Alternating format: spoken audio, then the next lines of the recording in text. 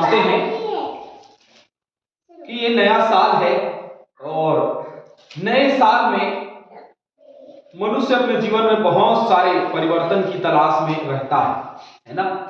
और यह परिवर्तन जो है बाइबल के अलावा या परमेश्वर के बिना संभव नहीं है ना। क्योंकि परिवर्तन संसार में यदि हमारा जीवन परिवर्तन होता है तो वो संसारिकता को ही खोजता है, लेकिन जब हम बाइबल में या परमेश्वर के वचन में हम अपने जीवन को परिवर्तन करते हैं तो फिर उस परिवर्तन की तलाश आखिरकार हमें सफलता मिल सकती है। और यदि परिवर्तन हम चाहते हैं और यदि तलाश में नहीं रहते तो भी हमारे जीवन में परिवर्तन नहीं हो सकता। यिर्मयाह 29:11 पढ़ लीजिए, जिसके पास खुल गया है। क्योंकि यहोवा की यह वाणी है, जो कल्पना मैं तुम्हारे विषय करता हूँ उन्हें मैं जानता हूँ, वे हानि की नहीं वरन कुशल की है, और अंत में तुम्हारी आशा पूरी करूंगा। है ना, अंत में तुम्हारी आशा क्या करूंगा, पूरी करूंगा। NIV के बाइबल को जब हम पढ़ते हैं तो उसका हिंदी अनुवाद जो है यहाँ लिखा है, यहोवा की यह वाणी है, क्योंकि मैं जानता हूं कि मेरे पास तुम्हारे लिए क्या क्या योजनाएं हैं, वे तुम्हें हानि पहुंचाने के लिए नहीं बल्कि तुम्हें समृद्ध करने के लिए योजनाएं बनाते हैं, तुम्हें आशा और भविष्य देने की योजनाएं बनाते हैं। तो इस प्रकार से हमको मिलता है NIV की बाइबल, है ना। और हमारी बाइबल में भी कुछ ऐसी शब्दों का इस्तेमाल किया गया है, और दोनों को यदि हम देखें तो दोनों में बहुत अंतर नहीं है। मेरे इसको पढ़वाने का मतलब और NIV की पुस्तक को पढ़ने का मतलब ये था कि दोनों में ज्यादा अलग चीजें नहीं है। तो सबसे पहला परिवर्तन जो मनुष्य के जीवन में होनी चाहिए वो ये कि कई लोग NIV बाइबल को पढ़ते हैं और कई लोग सिंपल बाइबल पढ़ते हैं। NIV बाइबल और सिंपल बाइबल दोनों को पढ़ करके क्या करते हैं, अपने हिसाब से वचन को बनाने लगते हैं। लेकिन सही बात यह है कि दोनों बाइबल का वचन क्या है, एक समान बात करता है। कुछ बातें जो हैं वहां पे एक्स्ट्रा मिलती हैं हमको, और वो क्योंकि ओरिजिनल बाइबल से ली गई है, और ये जो हमारे पास बाइबल है जिसको हम समझ सकते हैं उस भाषा में लिखी हुई बाइबल है। तो दोनों में अंतर है, लेकिन दोनों के भाव में या प्रभाव में अंतर नहीं, क्योंकि दोनों एक ही बात करती है। और वो बात करती है कि मनुष्य जीवन में कोई भी हानि पहुंचाने की योजना यदि कोई दूसरा बनाता है तो परमेश्वर उसको सफल होने नहीं देता। अब जिस परिवर्तन की हमको तलाश है उसमें यह होना चाहिए कि एक ऐसा शक्ति या एक ऐसा सामर्थ्य हमारे जीवन में काम करे जो हमें हानि पहुंचाने से क्या कर सके, बचा सके। हम मार्ग में जा रहे हैं, हमारी सुधि ले, हम काम कर रहे हैं, हमारी सुधि ले। हम जब जैसे भजनकार दाऊद के घोर अंधकार से भरी हुई तराई में चलूं तो भी मैं नहीं डरूंगा। क्यों? क्योंकि यहोवा है, इसलिए वो नहीं डरता। यदि मैं परिवर्तन चाहता हूं तो जो पुराना मेरा जीवन है वो मुझे खींचता है, और वही संसार का अंधकार है, और उस अंधकार से होकर के यदि मैं चल रहा हूं तो मेरा ध्यान उस पर नहीं जाएगा। तब जब मेरा ध्यान किस पे लगा रहेगा, परमेश्वर के वचन में। यदि मैं परमेश्वर के वचन से अलग रहूंगा तो मेरा ध्यान उस ओर लगा रहेगा, मेरा ध्यान उस ओर खींचता रहेगा, है ना। कई लोग बोलते हैं कि शराब छोड़ने के लिए बहुत मुश्किल होता है। क्यों होता है? क्योंकि उनका ध्यान वही है, ना दोस्ती छूटती है, ना रिश्तेदारी छूटती है ना। जो ऐसे लोग हैं, रिश्तेदारी मतलब समझ रहे हैं कि पीने वाले लोगों की रिश्तेदारी होती है अलग मिजाल्टी के लोग। परिवार में कुछ कार्यक्रम होता है तो आप देखे होंगे, क्योंकि सब लोग जाते हैं शादी में और कोई भी कार्यक्रम में, तो जो नॉर्मल लोग रहते हैं ना वो लोग दुआ मीटिंग में बैठे रहते हैं। लेकिन एक और परिवार बाहर बना हुआ होता है, माहौल बना हुआ होता है, जो पीने वाले लोग होते हैं, जो संसारिकता के लोग होते हैं। कुछ लोग ये बात कर रहे होते हैं कि भाई कब ये मीटिंग आराधना समाप्त हो जाए, ये कब विवाह की कार्यक्रम समाप्त हो जाए तो हम खाना खाने चले जाए, है ना। विवाह सभी चीजों में आदर की बात समझी जाए, लेकिन कई लोग बाहर खड़े होकर के इस विषय में चर्चा कर रहे होते हैं कि जल्दी से ये खत्म हो जाए, हम खाना खाएं और बाराती अपने अपने घर चले जाए, है ना। तो इस प्रकार से भी लोग सोचते हैं। तो ऐसी सोच वालों को बदलना बहुत जरूरी है। और कौन बदल सकता है? जिसको परिवर्तन की तलाश है वो बदल सकता है। कई लोग हैं जो ये सोचते हैं कि नहीं चलता है, हटाओ, हम क्या कर सकते हैं, हमारा क्या जाता है और हमें क्या फर्क पड़ता है, तो हम बदलाव नहीं चाहते। हम कई शादियों में जाते हैं, क्योंकि हम एक पास बना, हम कई शादियों में जाते हैं। शायद आपको याद होगा अमिता दीदी के यहाँ जो रात को मीटिंग लगा, तो कई पासवान विवाहों में जाते हैं, कई पासवान से जब आप चर्चा करोगे तो पासवान क्या बोलते हैं पता है, हमको क्या मतलब है, ये लोग संसारिकता में लगे हुए, हम क्या कर सकते हैं, हम अपना काम कर सकते हैं। हालेलुया। तो वही परिवर्तन की तलाश है, हमें अपना काम करना है। कब तक करना है? जब तक परिवर्तन ना हो जाए तब तक करना है, और इसकी शुरुआत कहीं से तो हमको करनी पड़ेगी, है ना। अब हम कोई विवाह में गए हैं, वहां किसी भी प्रकार की अभद्रता या वहां किसी भी प्रकार की संसारिकता झलक रही है, हमको टोकना और हमको वहां को क्या करना है, वहां के माहौल को परिवर्तित करने की कोशिश करनी है। जो हम कोशिश करते हैं वही हमारे परिवर्तन की तलाश है। आज एक मनुष्य परिवर्तन इसलिए नहीं चाहता क्योंकि उसको लगता है कि मेरा जीवन मुझ तक सीमित है, मुझे दूसरों से कोई लेना देना नहीं। मैं अपने घर में कोई भी ऐसे संगीत या कोई भी ऐसा चीज जो नशा का है या कोई भी ऐसा संसारिकता का है, मैं उसका इस्तेमाल नहीं करूंगा या उसका प्रयोग नहीं करूंगा। तो जहां हो रहा है, जहां वहां गए हैं, तो हमको टोकना है क्योंकि हमें परिवर्तन की तलाश है। और जो परिवर्तन चाहता है उसका परिवर्तन होके रहता है, चाहे अहिंसा के माध्यम से। हम देखते हैं कई लोग बोलते हैं हिंसा अपनाना पड़ता है, क्रोध करना पड़ता है, नहीं, अहिंसा के माध्यम से प्यार से भी आप उसी चीज को बोल सकते हैं और प्यार से बोल करके समझाने का प्रयास कर सकते हैं।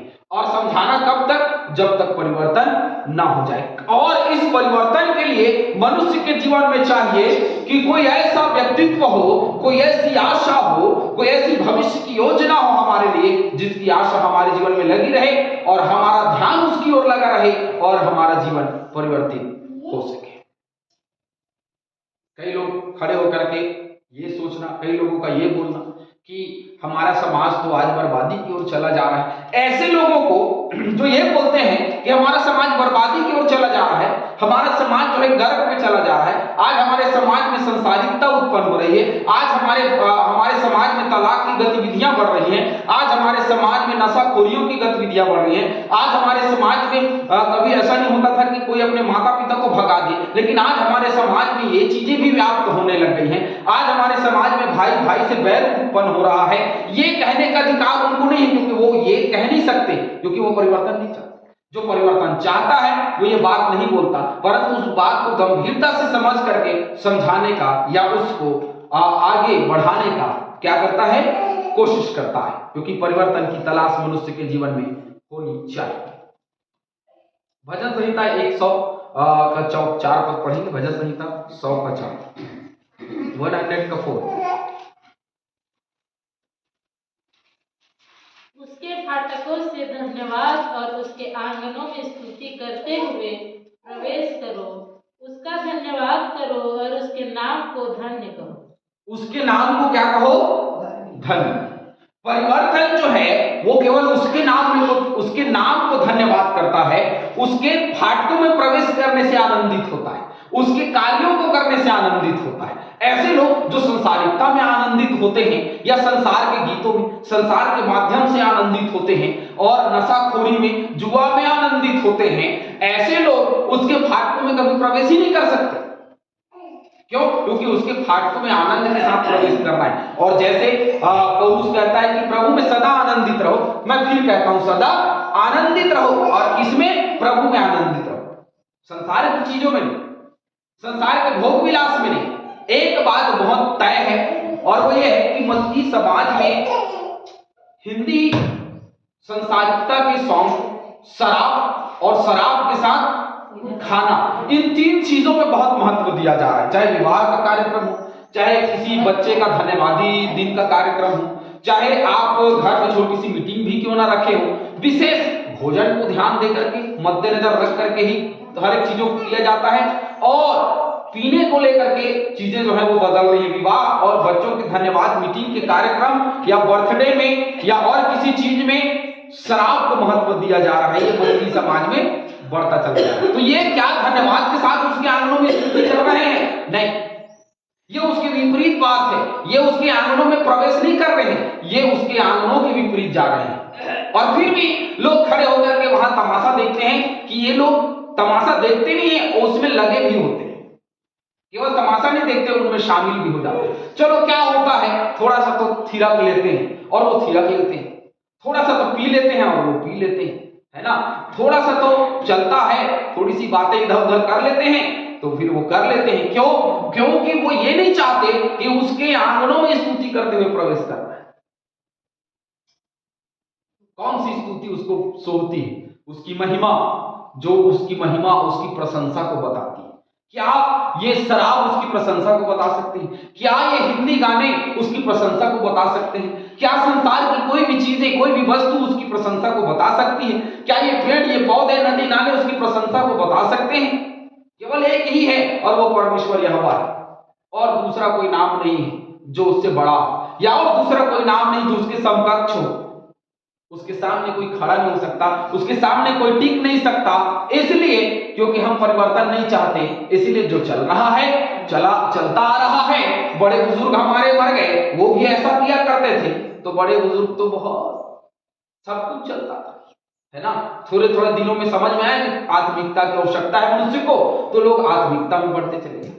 भारत का ये आलम बहुत ही खतरनाक है। शुरुआत में मसीही जो थे वो बल्लौ लगा करके बहुत अच्छे मसीही थे, लेकिन उसके बाद धीरे धीरे ये जो मसीहियत बढ़ते चली गई, जब लोग इकट्ठा, क्योंकि हर मसीह एक जगह रहना पसंद करता था, तो जैसे गांव बसने शुरू हो गए, है ना। जो बड़े बड़े गांव आज मसीही देख रहे हैं आप भारत के अंदर में, तो बड़े बड़े जो गांव बसना शुरू हुए, तो जैसे जैसे ये बसे एक जगह में, वैसे वैसे इनके बीच में संसारिकता बढ़ती चली गई।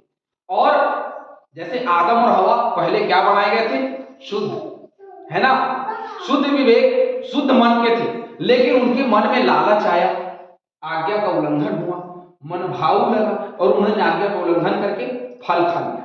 तो पाप बाद में आता है। मनुष्य शुद्ध विवेक में रहता है, उसके जीवन में पाप बाद में। तो मसीह जीवन में जैसे जैसे मसीही जीवन उनका आगे बढ़ता चला गया, बच्चे आगे बढ़ते चले गए, खत्म होती चली गई। आज की स्थिति यह है कि जो हमारे बेच के बच्चे हैं तो वो थोड़ी आत्मिकता नजर आएगी, लेकिन हमारे बाद के जितने बच्चे नजर आएंगे आपको, वो आत्मिकता में नहीं है। कई लोग तो यीशु मसीह को ही नहीं मानते, कई लोग तो ईश्वर को ही नहीं मानते। वो बोलते हैं कि कोई ईश्वर नहीं, हम पढ़ लिख करके कमाएंगे, बड़ा आदमी बनेंगे और ऐश करेंगे। कई लोगों का जवाब आज जवान बच्चों का ये है। क्यों? क्योंकि ये जो लोग नास्तिकता की ओर बढ़ रहे हैं, ये बड़ा ही डेंजरस है। क्यों? क्योंकि हम परिवर्तन नहीं चाहते। हमको लगता है कि हमारे बच्चों में कोई परिवर्तन की जरूरत नहीं, हमको लगता है कि हमारी कलीसिया में परिवर्तन की कोई जरूरत नहीं। कई पासवान अपनी कलीसिया को कई सालों से वैसे ही चला रहे जैसे वो चलता आ रहा है। बदलने की जरूरत है, परिवर्तन करने की जरूरत है। यदि परिवर्तन नहीं करेंगे तो फिर किसी काम का कुछ रह नहीं जाएगा। और ठीक वैसे ही हमारे जीवन में भी, यदि आज हम अपने जीवन को परिवर्तित नहीं करेंगे तो उसके आंगनों में स्तुति करते हुए प्रवेश नहीं कर सकते। हमारे लिए सामने बोर्ड टांग दिया जाएगा कि ऐसे लोगों का प्रवेश वर्जित है जो प्रभु यीशु मसीह में आनंदित नहीं होते, है ना। कई जगह बोर्ड लगा रहता है ना, जूता चप्पल पहन करके अंदर प्रवेश ना करें। तो वैसे ही होगा, पाप को लेकर के अंदर प्रवेश ना करें, अपने संसारिकता को लेकर के अंदर प्रवेश ना करें। कोई ऐसा व्यक्ति जो पाप में डूबा और यीशु मसीह को नहीं मानता, वो प्रवेश नहीं कर सकता, वर्जित लिख दिया जाए और हमको बाहर कर दिया जाए। क्यों? क्योंकि हमें परिवर्तन नहीं चाहते। कुछ और वचनों को देख लेते हैं। विलाप गीत निकालेंगे 3 का 22 से 24 पढ़िए।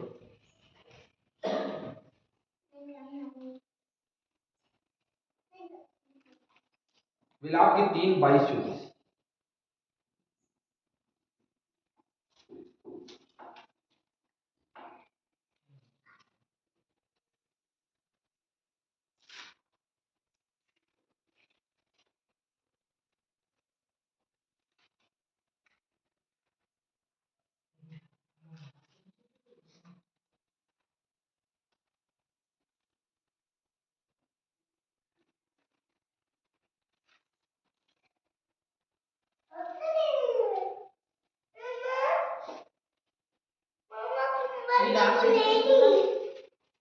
विलाप गीत 3, 22, 24।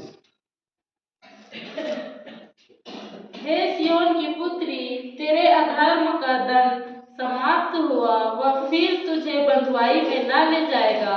परंतु हे अदोम की पुत्री, तेरे अधर्म का दंड वह तुझे देगा, वह तेरे पापों को प्रकट कर देगा। वह तेरे पापों को प्रकट कर देगा। अब ऐसे लोग जिनके पाप प्रकट हैं, जिनके पाप प्रकट हैं वो धन्यवाद के साथ उसके आंगनों में कैसे स्तुति करते हुए प्रवेश करेंगे।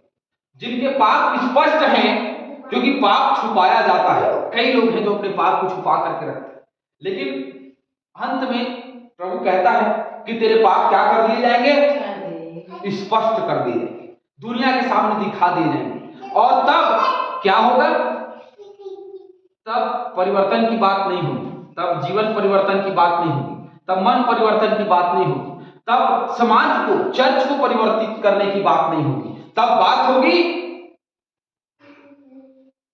दंड, तब बात होगी नरक में डाल देने की, तब बात होगी बहुत दर्द की, तकलीफ की। लेकिन उससे पहले मनुष्य जीवन परिवर्तित हो जाना चाहिए। चलिए इफिसियों की पत्री 4:22-24 निकालिए।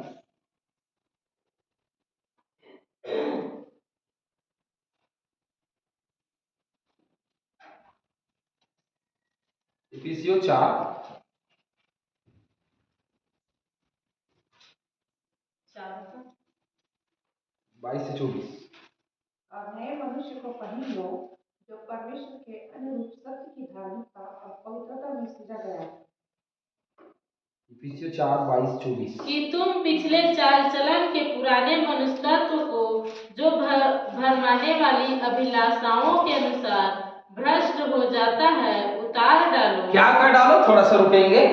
भरमाने वाले अभिलाषाओं के अनुसार भ्रष्ट हो जाता है, उसको क्या कर दो, उतार डालो। परिवर्तन का मतलब होता है संसार में जो चीजें हमारे जीवन में अभिलाषाएं के रूप में आती हैं उन सब को उतार देना, उन सब को छोड़ देना, ये होता है जीवन का परिवर्तन। लोग बोलते हैं कि नहीं हम तो धीरे धीरे कर, थोड़ा थोड़ा कर, जरा जरा से कर। हमारे मन में ही विचार नहीं आना चाहिए किसी भी प्रकार के पाप का। यदि मन में विचार आता है तो फिर वो कर्म में भी आता है, और कर्म में भी आता है तो फिर किसी को ठेस भी लगेगा, किसी को बुरा भी लगेगा, और वो पाप जो है वो बढ़ता चला जाएगा। परिवर्तन कहां से होता है पता है, परिवर्तन चुप रहने से होता है, परिवर्तन शांत रहने से, जब वहां बोलना जहां पे सचमुच में जरूरत है, और ऐसे बोलना जैसे यीशु मसीह का वचन मधुर मीठा। वहीं गाली देके बोलेंगे तो कोई सुनेगा, वहीं परमेश्वर के वचन का इस्तेमाल करके बोलेंगे कि यहाँ वचन में ऐसा लिखा है तो उसको सुनना पड़ेगा, और वो चुपचाप खड़े होकर सुनेगा भी, क्योंकि वचन का जवाब वो नहीं दे सकता। क्योंकि जो संसारिकता में है वो कैसे अपने आप को बचाने का प्रयास करेंगे या अपने आप को शुद्ध बताएंगे कि हम तो शुद्ध हैं भैया वचन के अनुसार, क्योंकि वो तो अशुद्धता की दशा में, वो तो पाप की दशा में। तो आज यदि हम पाप के दशा में हैं तो आज हम शुद्धता को या वचन को काट नहीं सकते, या वचन जो है वचन को हम बता नहीं सकते। यदि हमें वचन पर विचार करना, अपनी अभिलाषाओं को उतारना बहुत जरूरी है। अपने जीवन में परिवर्तन चाहना है तो अपनी अभिलाषाओं को उतारना जरूरी। आगे बढ़े। और अपने मन के आत्मिक स्वभाव में नए बनते जाओ। आत्मिक स्वभाव में क्या बनते जाओ, कौन से स्वभाव, आत्मिक। संसारिक स्वभाव तो बहुत देखा है। संसारिक स्वभाव हम सब जिंदगी में हम सब ने सामना किया है। कभी हमारे बात से किसी को ठेस लगती है, कभी किसी के बात से हमको ठेस लगती है, ये चलता रहता है ना। क्यों? क्योंकि हम संसारिकता में बात कर रहे हैं, हम संसारिकता की ओर बढ़ते चले जा रहे हैं। लेकिन आत्मिकता की ओर जब बढ़ते हैं तो आत्मिकता में क्या कहता है पौलुस, कहता है एक दूसरे को उठाना। कलीसिया में, समाज में एक दूसरे को उठाना, एक कलीसिया दूसरे कलीसिया को उठाना, वो बात होती है। लेकिन यहाँ ऐसा नहीं है। आज तो एक कलीसिया दूसरे कलीसिया के लोगों को कम करने का प्रयास कर रहा है ना, कि नहीं यहाँ के लोगों को, यहाँ के मेंबर को क्या करूं, ऐसे पकड़ूं और अपने ओर क्या कर लूं, खींच। आज लोग ये चाहते हैं। आज लोगों का मानना है कि भैया वो जो लोग फलाने चर्च में है उसको अपने चर्च में मिला लेने का है, और अपने चर्च के लोगों को और बढ़ाना है, और बढ़ाना है। लेकिन वचन क्या कहता है, वचन कहता है कि आत्मिक स्वभाव में नए बनते जाना है। संसारिकता में तो लोग बढ़ते चले जा रहे हैं और नया होता चला जा रहा है। सब लोग जो है वो उनका संसारिक स्वभाव बदलता चला जा रहा है, नया नया स्वभाव आता चला जा रहा है। लेकिन आत्मिक रूप से देखा जाए तो आत्मिक रूप से उनका स्वभाव, उनका चाल चलन खोखला हो जाता है। तो हमें आज जरूरत है कि हमें अपने जीवन में नए बनते जाना है, अपने आत्मिक स्वभाव को नया करते जाना है। 24 पद भी पढ़ लेंगे। और नए मनुष्यत्व को पहन लो, जो परमेश्वर के अनुरूप सत्य की धार्मिकता और पवित्रता में सिरजा गया है। तो उसको पहन लो जो परमेश्वर के अनुसार सत्य की धार्मिकता और पवित्रता। सत्य की धार्मिकता और पवित्रता कौन है पता है? यीशु मसीह। क्योंकि क्या कहा उसने? मार्ग, सत्य और जीवन मैं। मार्ग, सत्य और जीवन मैं हूं, है ना। और मार्ग, सत्य और जीवन कोई दूसरा नहीं। तो सत्य की धार्मिकता और पवित्रता में जब वो सृजा गया है यीशु मसीह, तो उसके साथ चलना और उसको पहन लेना बहुत जरूरी है। नए मनुष्यत्व को पहन लेना बहुत जरूरी है। एक वचन और पढ़ लीजिएगा, एक आखिरी वचन में हम जाएंगे। यूहन्ना की किताब उसका 13वां अध्याय 34 और 35 वचन। यूहन्ना रचित सुसमाचार 13 अध्याय निकालिए।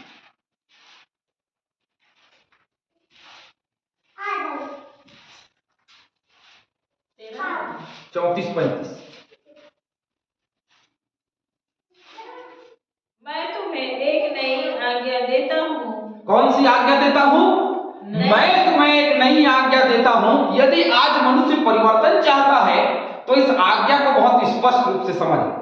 यदि मैं कुछ नया चाहता हूं अपने जीवन में, कुछ नया परिवर्तित जीवन चाहता हूं, या मैं अपने जीवन को ही परिवर्तन करना चाहता हूं, या अपने समाज को परिवर्तित करना चाहता हूं, अपनी कलीसिया को परिवर्तित करना चाहता हूं, तो नई बात क्या है?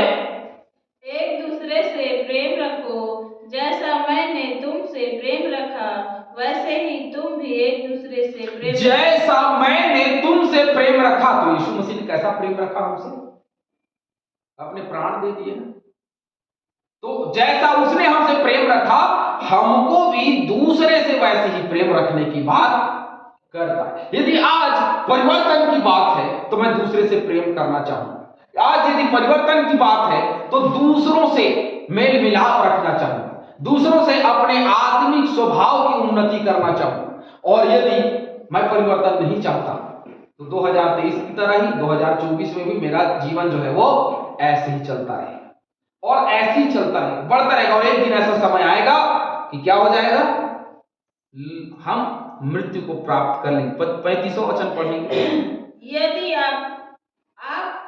आपसे प्रेम रखोगे तो इसी से सब जानेंगे कि तुम मेरे चेले हो। क्या हो? चेले हो। किस बात से जानेंगे? यदि तुम प्रेम रखोगे तो लोग जानेंगे कि तुम मेरे चेले। हालेलुया। ऐसे ही लोग मसीही नहीं कहलाए, है ना। लौदीकिया की कलीसिया में लोग ऐसे ही मसीही नहीं कहलाए। वो मसीही कहलाया जो एक दूसरे से प्रेम रखते हैं। और परिवर्तन चाहने वाला व्यक्ति प्रेम रखता है तो ही वो परिवर्तित कर सकता है। तो अब सवाल उठता है, क्या माता पिता अपने बच्चों से प्रेम नहीं रखते? तो मैं कहूंगा बिल्कुल नहीं रखते। क्यों? क्योंकि बिगाड़ने वाला कभी अपने बच्चों से प्रेम नहीं रख सकता, और बिगड़ता हुआ देखते हुए भी कोई उससे प्रेम नहीं रखता। क्योंकि प्रेम डाह नहीं करता या डाह नहीं चाहता, किसी का बुरा नहीं करता, झुंझलाता नहीं। तो हमारे बच्चे जब बुरा कर रहे हैं, जब हमारे बच्चे बिगड़ रहे हैं, जब हमारा समाज बिगड़ रहा है, तो कोई होगा जो उसको सुधारेगा। नहीं सुधारने वाला व्यक्ति प्रेम नहीं रख सकता। माता पिता प्रेम करते हैं। कई जगहों में हमने देखा है ऐसी दशा हो गई है आज के मसीह समाज की। पता है कि नशा बुरा है, हमारा बच्चा नशा कर रहा है तो भी नशे की पदार्थ अपने बच्चों को ला के दे रहे हैं। कई घटनाएं ऐसे हमने देखा जहां खुद के बच्चों को नशा दिया जा रहा है। क्यों? क्योंकि नशे के बिना जी नहीं सकते, तो नशा दो। नशे के बिना कौन है जो जी नहीं सकता? सब जी सकते हैं, लेकिन एक बहाना है। नशा नहीं करेंगे तो मर जाएंगे, लेकिन कभी डॉक्टरों ने ऐसा तो नहीं कहा कि आप नशा नहीं करोगे तो मर जाओगे। हमेशा जब कोई शराबी जिसका लीवर डैमेज हो जाता है, जब वो बहुत शराब पी करके बिल्कुल अंत की स्थिति में आ जाता है, तो वो डॉक्टर के पास जाता है। डॉक्टर के पास जाने पर डॉक्टर क्या बोलता है उसको? यदि नहीं पियोगे तो मर जाओगे। नहीं, वो बोलता है यदि पियोगे तो तुम। यदि एक व्यक्ति शराब से ही जीवित रहता तो डॉक्टर ये नहीं बोलता कि तुम नहीं पियोगे तो मर जाओगे, बोल दे। लेकिन क्या बोलता है कि तुम पियोगे तो मर जाओगे। तो इसलिए आज से पीना बंद कर दो, डॉक्टर मना कर। क्यों? इसका मतलब यह है कि साइंस जो है वो मूर्खता का काम कर रहा है। नहीं पिएंगे तो मर जाएंगे, हमारा तो हाथ पैर हिलने लग जाता है, हम तो चल नहीं पाते, हम तो, देखिए ये बहाना है लोगों, जो छोड़ना चाहता है वो छोड़ सकता है।